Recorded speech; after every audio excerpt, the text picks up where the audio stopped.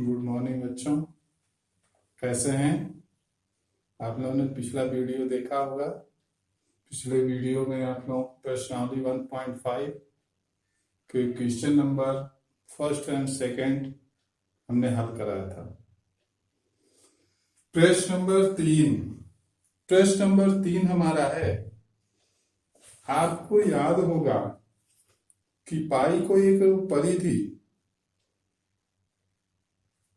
एक वृत्त की परिधि और उसके व्यास के अनुपात में परिभाषित किया जाता है।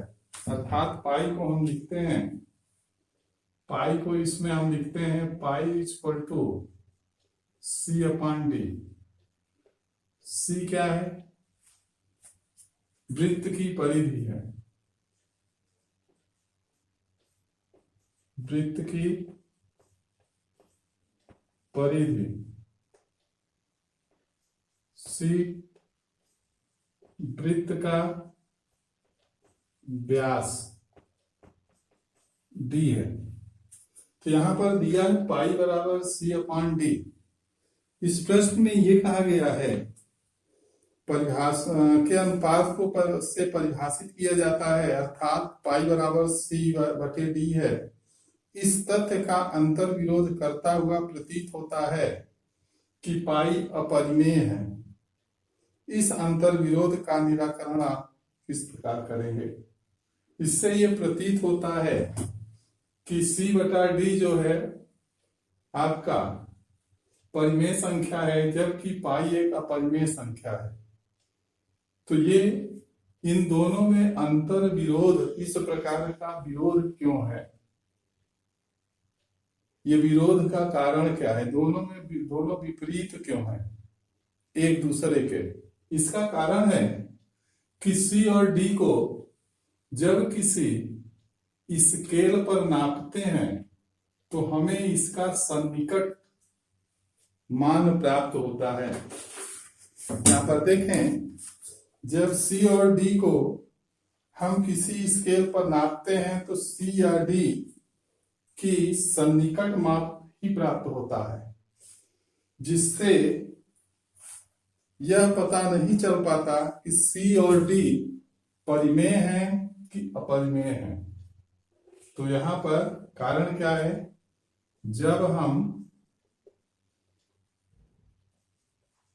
सी और डी को किसी स्केल पर मापते हैं तो इसका सन्निकट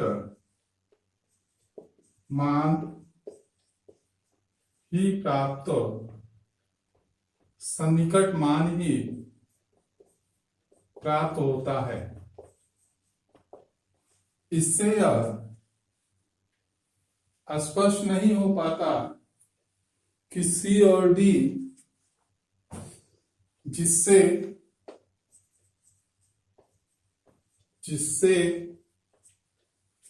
यह पता नहीं चल पाता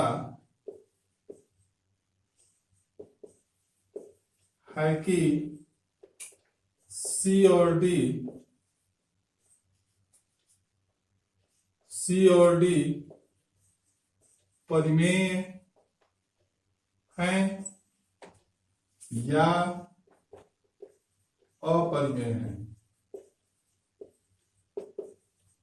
इससे यह पता नहीं चल पाता कि सी और डी परिमेय हैं कि अपरिमेय हैं, जिसके कारण यह भ्रम उत्पन्न होता है। जिसके कारण यह भ्रम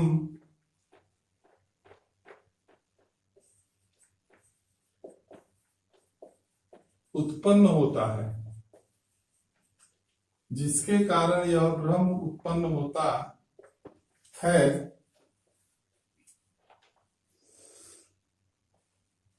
पाई एक हम सी और डी के अनुपात टी को पाई को हम सी और डी के अनुपात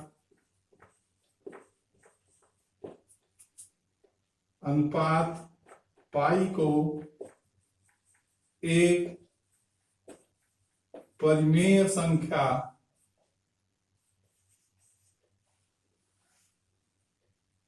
समझने की ओर परिमेय संख्या समझने की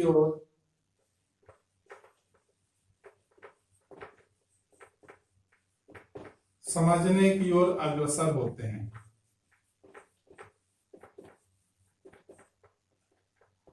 समझने की ओर अग्रसर होते हैं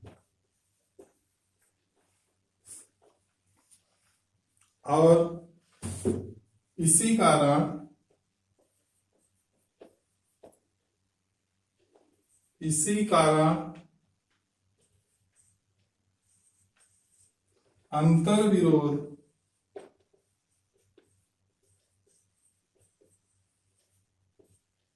अंतर्विरोध उत्पन्न होता है।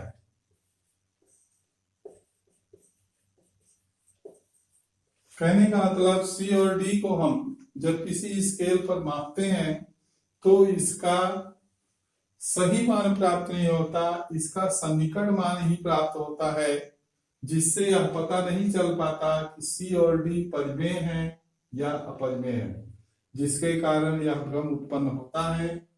हम और सी और डी के अनुपात को एक परिमेय संख्या समझने की ओर अग्रसर हो जाते हैं, अर्थात पाई को भी हम एक परिमेय संख्या समझने लगते हैं। इसी कारण यहाँ पर यह अंतर्विरोध उत्पन्न हो जाता है। प्रश्न नंबर 4 में देखें। प्रश्न नंबर 4 क्या है? प्रश्न नंबर 4 में दिया गया है कि करनी में 9.3 को परिमेय संख्या पर प्रदर्शित कीजिए। प्रश्न नंबर 4 संख्या रेखा पर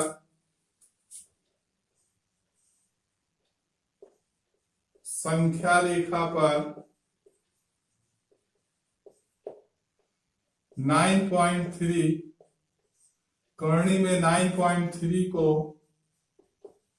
निरूपित कीजिए।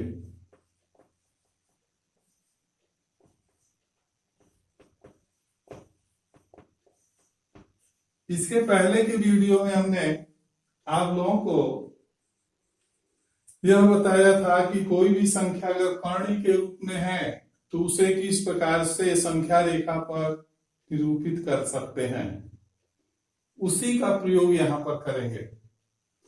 उसके अनुसार हमें 9.3 सेंटीमीटर की एक रेखा खींचेंगे AB एक 9.3 सेंटीमीटर की रेखा खींचें। AB का मान 9.3। फिर इसे 1 सेंटीमीटर और इसे आगे बढ़ाएं और इसमें से 1 सेंटीमीटर BC काट लें। ये हमारा BC 1 सेंटीमीटर होगा। अब AC का मध्य बिंदु ज्ञात करें।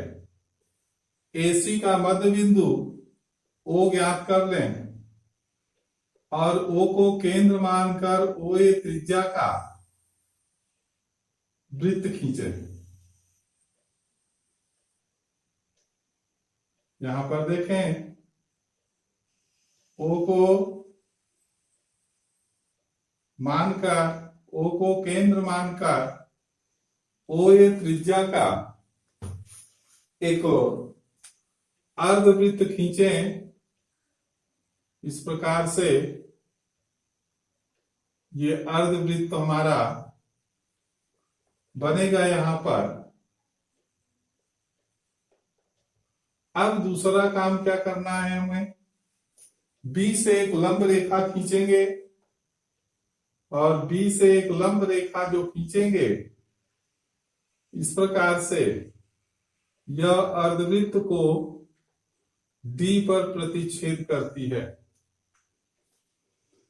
यहां देखेंगे कि बीडी जो होगा हमारा यह 9.3 सेंटीमीटर होगा। अब हमें क्या करना है, बी को केंद्र मानकर बीडी त्रिज्या का चाप लगा दें। बी को केंद्र मानकर बीडी त्रिज्या का चाप लगाएं। यह संख्या रेखा को जहां पर काटती उसे ई लिखेंगे और इसका जो मान होगा वो √9.3 होगा। इस प्रकार से हम किसी भी संख्या को जो करणी के रूप में है संख्या रेखा पर प्रस्तुत निरूपित कर सकते हैं। इसकी गणना देखें, गणना कैसे करेंगे। यहां पर AB = 9.3 centimetre, BC = 1 centimetre, AC = AB plus BC, 9.3 plus 1 = 10.3 centimetre. फिर AC का मध्य बिंदु ज्ञात करना है, अर्थात OA जो होगा, OA और OC AC का मध्य बिंदु है, तो OA बराबर OC बराबर OD। यह अर्धवृत्त की त्रिज्या होगी, यहां पर हो जाएगा AC/2 10.3/2 = 5.15 सेंटीमीटर। नेक्स्ट इसमें देखें आगे, यहां पर आगे देखें तो OD, O को D से मिला दें, OD को मिला देंगे। OD बराबर क्या होगा, OD जो होगा हमारा यही त्रिज्या के बराबर होगा। OB को यहां निकालना है, OB बराबर होगा OC माइनस BC। OC हमारा यहां पर कितना है, OC बराबर 5.15 माइनस 1 4.15। अब देखें OB जो होगा, OB बराबर हमारा 4.15 प्राप्त हो गया। अब ये समकोण त्रिभुज BOD में देखें, समकोण त्रिभुज BOD में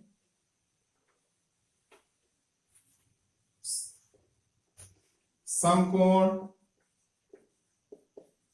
त्रिभुज BOD में पाइथागोरस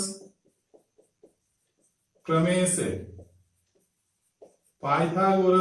से हमारा OD² बराबर OB² प्लस BD²।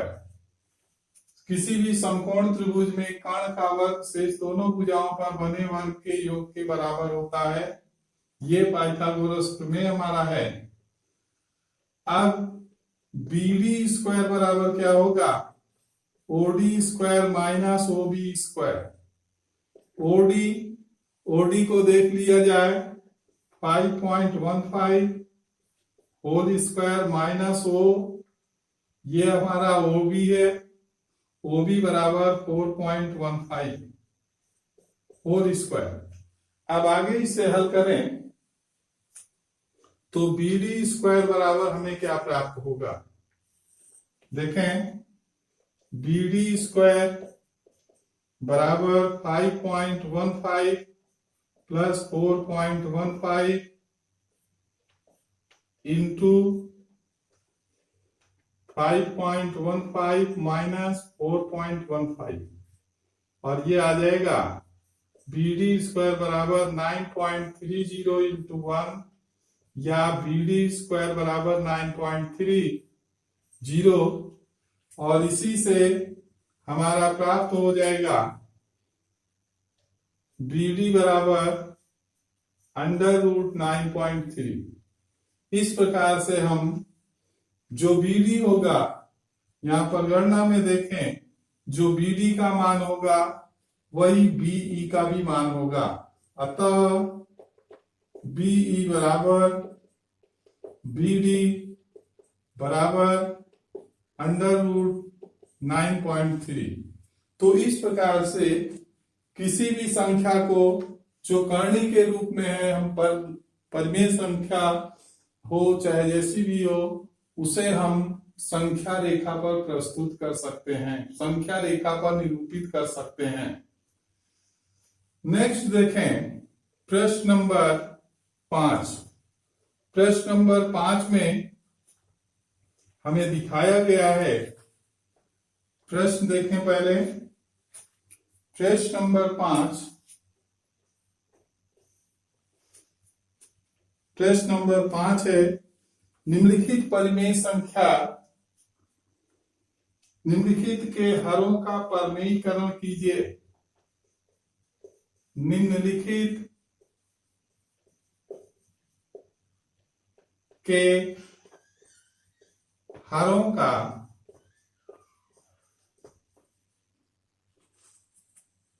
परिमेयीकरण कीजिए। यहां पर देखें, पहला दिया गया है 1/√7, सेकेंड दिया गया है 1/√7 माइनस √6, थर्ड दिया गया है 1/√5 माइनस 2 प्लस √2 और फोर्थ में दिया गया है 1/√7 माइनस 2। ये 4 प्रश्न हैं। चारों में कुछ प्रश्नों को हम बताएंगे और कुछ प्रश्नों को आपको करना है। पहला तो आप कर सकते हैं, पहले का उदाहरण हमने पहले बताया था, इसके पहले की वीडियो में आप उसे वहां भी देख सकते हैं। सेकंड आप देखें, सेकंड में या देखिए पहले से ही करा देते हैं, सभी प्रश्न हो जाएंगे आपके। ये है 1/√7, इसके हर का परिमेयीकरण करना है तो 1 इंटू √7 अपान √7 इंटू √7। इसके अंश और हर में समान संख्या से गुणा कर दिया जाए तो इसमें इस भिन्न पर कोई फर्क नहीं पड़ने वाला है। ये हो जाएगा √7/7। फर्स्ट हो गया आपका। सेकेंड देखें 1/√7 माइनस √6, तो ये हो जाएगा 1 into √7 plus √6 upon √7 minus √6 into √7 minus √6। यहां पर प्लस है, ये भी प्लस हो जाएगा। ठीक, अब इसे हल करेंगे तो हमें प्राप्त होगा √7 plus √6 upon √7 whole square minus √6 whole square. कुछ सर्व समीकरण हमने बताया था, उन सर्व समीकरणों का प्रयोग यहाँ पर हम करेंगे। तो यहाँ हो जाएगा √7 plus √6 upon 7 minus 6 equal to √7 plus √6। ये आपका सेकंड क्वेश्चन हो गया। इसी प्रकार से थर्ड क्वेश्चन आप कर सकते हैं, थर्ड कर सकते हैं, फोर्थ भी कर सकते हैं। तो इसमें का शेष 2 प्रश्न 2 खंड में छोड़ दे रहा हूं, आप लोग इसे अपना होमवर्क समझ करके कीजिएगा।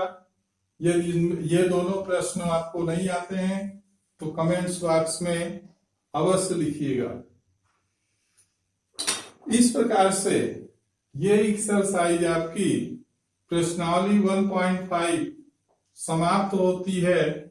इसे आप लोग हल कर लेंगे और किसी भी प्रकार की यदि प्रॉब्लम आती है तो उसे आप कमेंट्स बॉक्स में जरूर लिखेंगे, जिससे उसका हल आपको प्राप्त हो सके।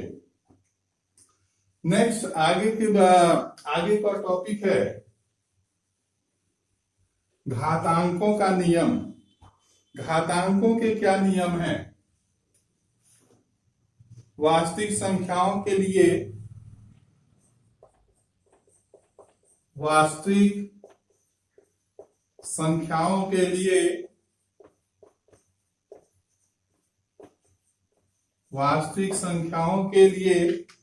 घातांक नियम।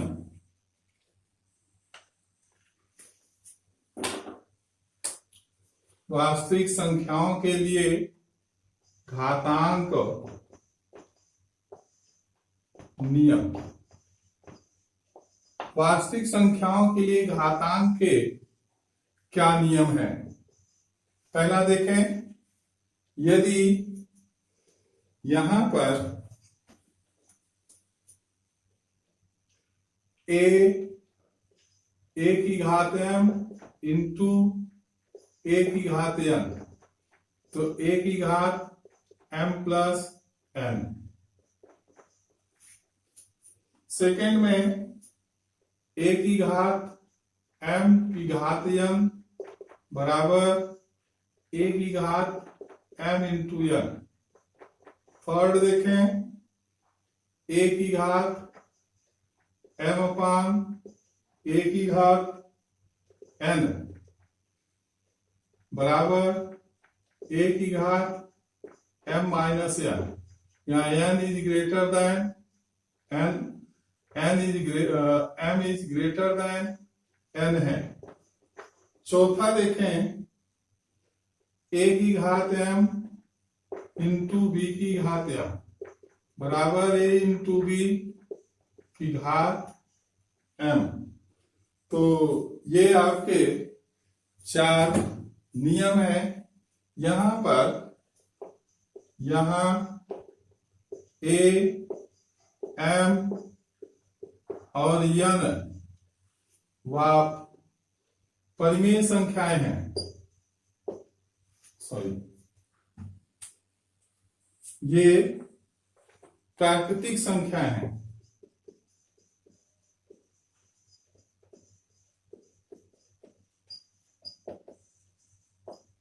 ये आपकी a, m और n ये आपकी प्राकृतिक संख्याएं हैं। a यहां पर आधार है, m क्या है? घात है। a क्या है? आधार है। कहने का मतलब दो संख्याओं का यदि आधार एक ही है और घातांक अलग अलग है तो गुणा करने पर उनके घातांक जुड़ जाते हैं। जैसे यहां पर देखें, 2 की घात 3 गुणते 2 की घात 4। अगर इसे हम देखें एक उदाहरण के तौर पर, तो यहां पर 2 की घात 3 का अर्थ हो गया 2 का गुणा 3 बार, फिर 2 का गुणा 4 बार। यहां पर देखें 2 कितनी बार है? 1 2 3 4 5 6 7, 2 की घात 7। तो इस प्रकार से इसको हम देख सकते हैं। सेकंड में, ये तो फर्स्ट का उदाहरण था। सेकंड में देखें, अगर यहां पर 2 की घात 3 की घात n है, n का मतलब यहां मान लीजिए इसकी घात 4 है, तो इसका अर्थ क्या हो गया? इसमें हमने क्या बताया है कि 2 की घात 3 गुणते 4, या इसको हम देखें इस तरह से अगर लिखना चाहें तो 2 की घात 3 गुणते 2 की घात 3 गुणते 2 की घात 3 गुणते 2 की घात 3। अब यहां अगर पहला नियम लगा दें इन दोनों के लिए तो 2 की घात 3 धन 3 और गुणित 2 की घात 3 धन 3, यहां हो जाएगी 2 की घात 6 गुणित 2 की घात 6 बराबर 2 की घात 6 धन 6 बराबर 2 की घात 6, 6 धन 6 यहाँ 12 हो जाएगा, 2 की घात 12। अब इसी का अगर हम दूसरा रूप देखें, जैसे हमने कहा कि 2 की घात 3 की घात 4 बराबर 2 की घात 3 गुणते 4 बराबर 2 की घात 12। अब यहां पर देखें तो दोनों बराबर हैं। इस प्रकार से हम इसे हल करके देख सकते हैं। इसी प्रकार से थर्ड के लिए भी है, फोर्थ के लिए भी है। तो इससे संबंधित जो एक्सरसाइज आपकी दी गई है उसे थोड़ा समझने का प्रयास करें और इन्हीं प्रश्नों इसी नियम पर आधारित उन प्रश्नों को हल करें। तो प्रश्नावली 1.6 देखें। 1.6 में संख्याओं के घातांक के नियम से संबंधित प्रश्न आपको मिलेंगे। प्रश्नावली 1.6 पहला प्रश्न है। प्रश्न देखें, ज्ञात कीजिए। पहला प्रश्न है ज्ञात कीजिए। क्या ज्ञात करना है? मान ज्ञात करना है। पहला है 64 की घात 1/2। सेकेंड इसका दिया गया है 32 की घात देख लिया जाए क्या दिया गया है। 32 की घात 1/5। थर्ड में देखें क्या दिया गया है 125 की घात 1/3। इसे हल करें। अगर इसे हल करेंगे तो किस प्रकार से हल होगा? पहला इसका 64 की घात 1/2।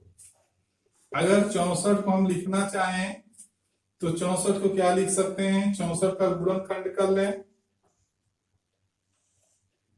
2 32, 2 16, 2 8, 2 4, 2 2 2 1 1 2 3 4 5 6 2 की घात 6 की घात 1/2। अब इसमें जो घातांक के नियम हमने बताए हैं उनको आप लगा दें, हल हो जाएगा। 2 की घात 6 गुणते 1/2, 2/3 6 और ये हो जाएगा 2 की घात 3। इसे हल करेंगे तो इसका मान आ जाएगा 8। 2 का गुणा 3 बार, 2 दूनी 4 दूनी 8। सेकेंड में देखें 32 की घात 1/5। 32 का गुणनखंड यहां करें तो 2 की घात 5 घात 1/5, तो 2 की घात 5 गुणित 1/5 कैंसिल, 2 की घात 1 बराबर 2। इस प्रकार से यहाँ घातांक का नियम लगा करके इसे हल कर सकते हैं। थर्ड देखें, इसका थर्ड पार्ट में देखें 125 की घात 1/3 बराबर 5 की घात 3 का घात 1/3 बराबर 5 की घात 3 गुणते 1/3। ये कैंसिल, यहां आ गया 5 की घात 1 बराबर 5। तो ये आपका पहला प्रश्न। इसी प्रकार से घातांक के नियम को यहां लगा करके, घातांक के नियम का प्रयोग करके इस प्रश्न को आप लोग हल कर सकते हैं। प्रश्न नंबर 2 देखा जाए। प्रश्न नंबर 2 में दिया गया है, ज्ञात कीजिए।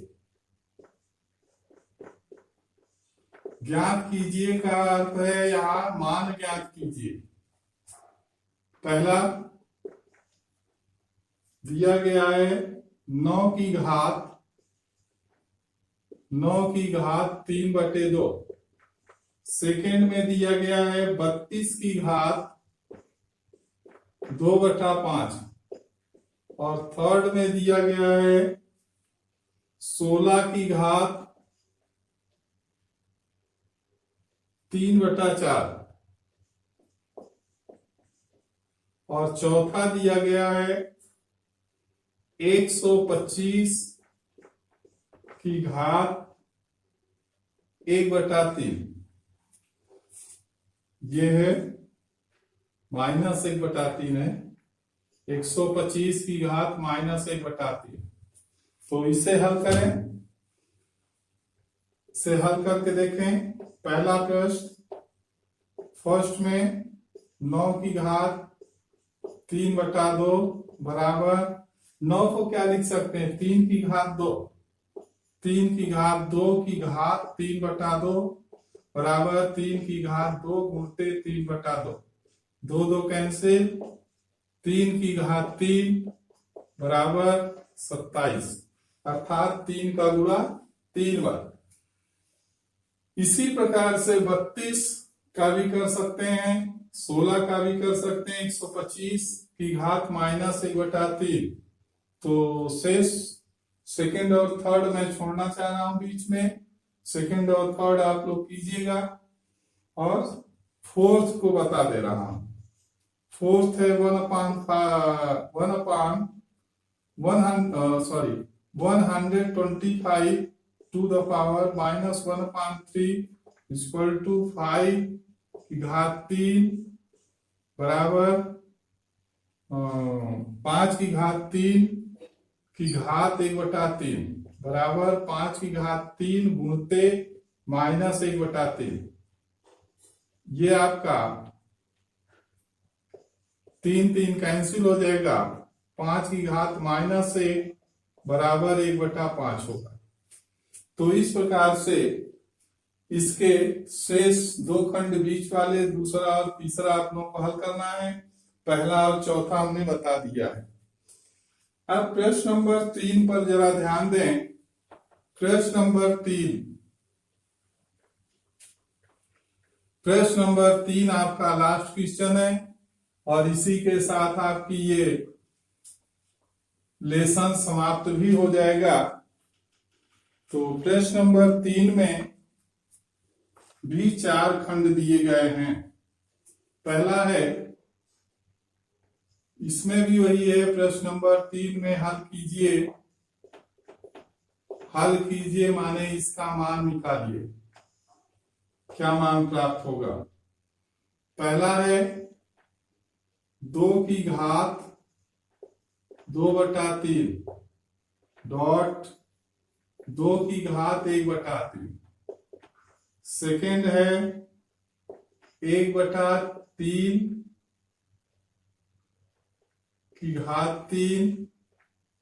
घात 7। थर्ड है 11/2 बटे 11/4।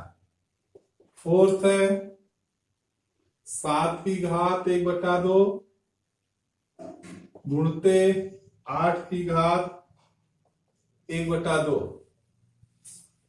तो यहां पर इसे हल करें। प्रश्न नंबर 3 का पहला खंड देखें। इसका मैं प्रयास करूं चारों बता दूं आप लोगों को। पहला 2 की घात 2/3 डॉट 2 की घात 1/3। आधार बराबर है इसलिए इन दोनों के घातांक जुड़ जाएंगे। 2 की घात 2/3 धन 1/3। हल करेंगे तो 2 की घात 3/3 कैंसिल, 2 की घात 1 बराबर 2।